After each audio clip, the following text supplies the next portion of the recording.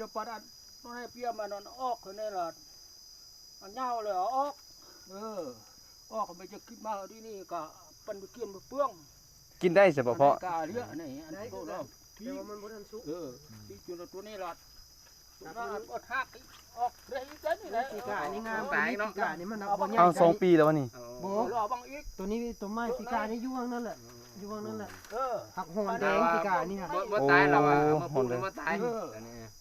บ่ หาจังบอกตัว บ่ตายนี่ ปีกานี่ก็มีมันบ่ได้ใหญ่ซำนี้ปีกานี่อยู่ข้างนั่น อันนี้คือทีมงานครูอาจารย์อยู่ ที่นั่น มส มาต่อ อยู่มตเนาะ ต่อบัญญัง มตบัญญัง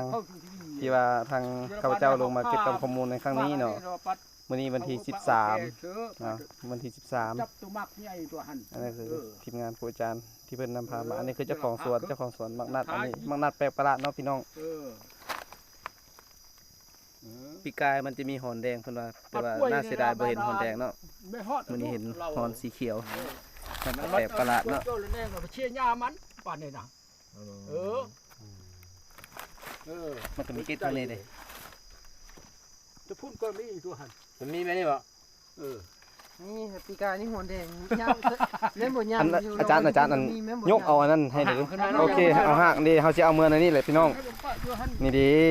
เอาหากมือเลย แต่ว่าอยู่แถวนี้นี่รู้สึกว่าไกลเติบเนาะเอาเท่านี้แหละพี่น้องไปเบิ่งบนไม้ก่อน